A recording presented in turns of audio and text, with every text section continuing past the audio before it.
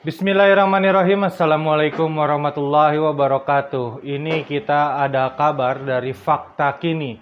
Ada sebuah artikel yang ditulis oleh Tatak Ujiati. Ditulis pada hari Selasa 9 November 2021. Jadi baru-baru saja akun Twitter Guntur Romli ini menyebarkan sebuah postingan ya, yang di sini dimana ada tulisan kalau siapapun yang berkomentar, setiap komentarnya akan diberikan komisi Rp1.000. Ini ada di sebuah perusahaan iklan gitu ya kayaknya ya. Ketentuan posting komentar, syarat umum, panjang komentar minimal 10 kata dan sebagainya. Akhirnya hal ini dikomentari oleh Tatak Ujiati ini, dan beliau menuliskan sebuah artikel yang sangat bagus sekali menurut saya. Jadi kan baik penulis ataupun kita semua tahu lah kalau buzzer ini adalah sebuah hama demokrasi yang harus segera dibasmi ya. Di mana orang-orang ini menyerang pihak lawan politik dengan iming-iming uang sehingga orang-orang mulai kehilangan akal sehat mereka. Lagi pula, bukti yang disodorkan oleh Guntur Romli ini terasa naif sekali karena mana mungkin pekerjaan buzzer ini disebarkan secara terang benderang seperti itu. Dan perkara pengumuman seperti ini, kalau kita bicara black campaign, semuanya bisa bikin. Termasuk orang-orang Guntur Romli juga bisa bikin hal-hal seperti ini. Keberadaan buzzer ini kan benar-benar tertutup dan hanya bisa terungkap oleh investigasi yang serius. Salah satu investigasi yang pernah dilakukan itu diumumkan pada tahun 2018 di The Guardian, di mana di sini terungkap kalau Bapak Ahok ini menggunakan jasa buzzer untuk meningkatkan elektabilitasnya saat pilkada.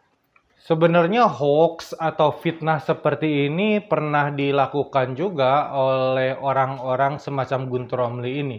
Salah satunya adalah saat Anies Baswedan dituduh membagi uang miliaran rupiah kepada ratusan anggota Kagama, keluarga alumni UGM. Ya, pola-pola fitnah seperti ini memang kerap dilakukan oleh para buzzer ya. Karena kalau dari cara kerjanya, tidak ada yang salah dengan buzzing sesuatu data yang benar atau sesuatu yang nyata, real, kinerja, atau apapun itu. Cuman karena nggak ada sesuatu yang bisa menjatuhkan Anies Baswedan, akhirnya membuat-buat, bohong, fitnah, hoax.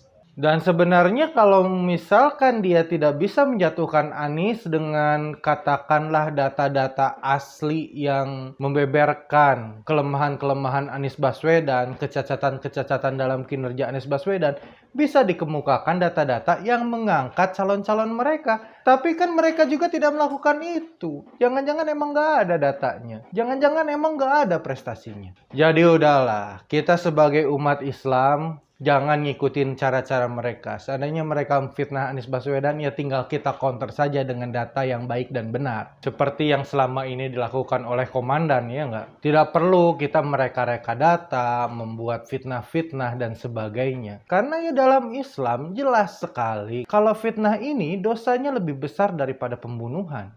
Ada tuh di Al-Baqarah 217.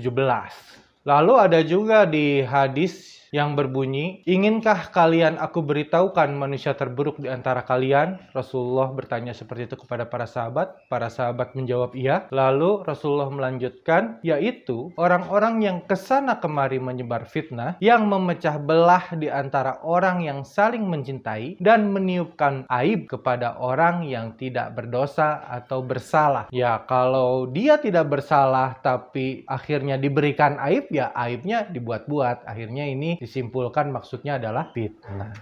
Ya sudahlah, terserah mereka mau ngapain. Selama mereka tidak bisa membeberkan data yang benar, yang bisa dipertanggungjawabkan, ya kita counter saja, ya enggak?